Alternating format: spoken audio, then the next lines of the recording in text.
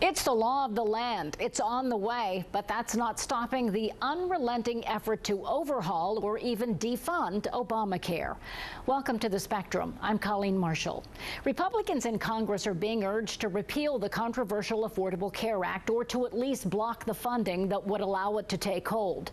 This week, the Conservative Heritage Foundation brought its cross-country rally effort to Columbus for a town hall meeting focused on blocking Obamacare. The myth that by somehow expanding government insurance that people are going to get better health care is a myth.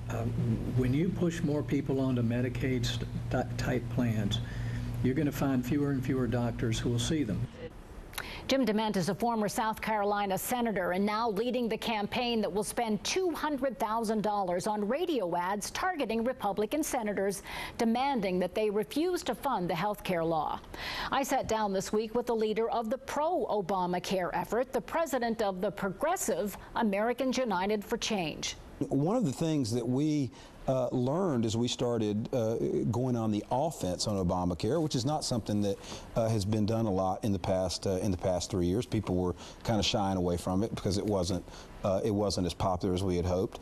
One of the things we've learned is a lot of people are benefiting from it, and they don't want to see it repealed. They'd like to see it fixed if there are problems with it, but they want it implemented. And so every time we go somewhere, we find out that their cause, the defunding and repeal of Obamacare, is actually helping us because their position is so unpopular. So it's been a treat to go around. I hope they go everywhere. But, you know, even after all this time, it is already law. It is in place. It's supposed to be implemented this year, and yet there is still such confusion about it. I've been covering this for years, and I still don't understand the bottom line of what it's going to mean to Ohio businesses, and small businesses say to us that they will collapse under the weight of Obamacare. Well, we were at a small business this week here in Columbus, and you know, they say they'll benefit from it. So you do hear both sides. I think one of the most unfortunate things of Obamacare is that people don't allow the facts and evidence to play out before they make judgments. What don't we understand? Well, look, I think one thing is let's let it be implemented. The whole law. I think someone said that, you know, if you look at it in bits and pieces, it never would work. But it has to work collectively. You need to have the exchanges go into place. You need to have people to have the option of going to the exchange or getting insurance from their employer. You need to have insurance companies get that additional business from the exchanges so they can cover people with pre-existing conditions. So the whole of Obamacare is greater than the sum of the parts. Isn't there an incentive for an employer who has a number, let's say an employer of 200 people that he's now providing health care for? Isn't there an incentive for him to say, okay, now the exchange exists, you can go out on the market and get it, I'm no longer going to provide health care? Well, employers have never been required to provide health care. They have found it advantageous over time to recruit good talent and to retain good talent. And I don't think, and we don't think that's going to change. Do you think, though, that it ever will be smoothly implemented when you've got, you know, you mentioned the Heritage Foundation, but you've also got Republicans in Congress who are working, you know, almost around the clock to block it and to repeal it in any way that they can?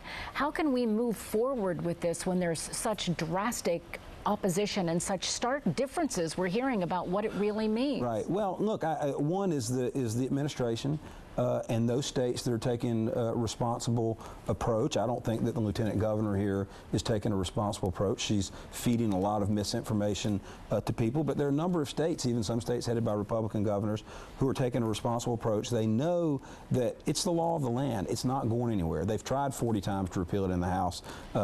John Boehner's led that effort. It hasn't worked.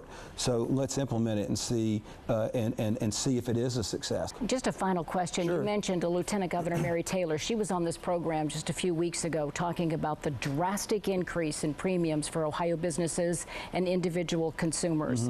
Are you saying she's wrong? Absolutely, because she's not telling the other side of the story. She's not telling about the subsidies that will offset some of those premiums. She wasn't talking about the tax credits that are available to small businesses. She's a partisan who just wants to tell one side of the story, but you have to talk about the whole story. You can't talk about the law in bits and parts. You really have to talk about it as one piece.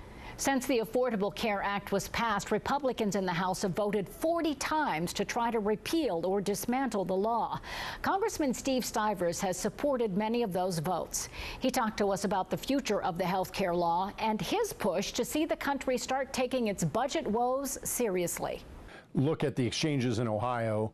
Ohio was one of the states that chose not to put together a state exchange, and most states have chosen that approach because the state would have been on the hook if they'd have done that. So they're letting the federal government set up the exchange in Ohio, and it doesn't look like the federal exchange will be ready in October. Just like on the business mandate, even President Obama has said he wants to not hold business accountable to the mandate for business next year. And the House passed a bill that would delay the business mandate, but also delay the individual mandate, because if business is going to get a break, shouldn't families get a break too? I am focused on getting states to petition Congress for a limited constitutional convention for the purpose of a balanced budget.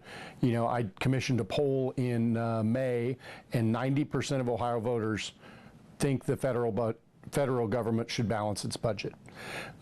It's simple. You balance your budget at home, businesses balance their budget. Shouldn't the federal government do the same in most cases? I personally favor an exemption for time of war, but only for that wartime spending, and then it should have to be paid off within a period of time, 10 or 20 years. You know, we can pick. It doesn't really matter what number you pick at that point. The same thing for natural disasters. I'm okay with that.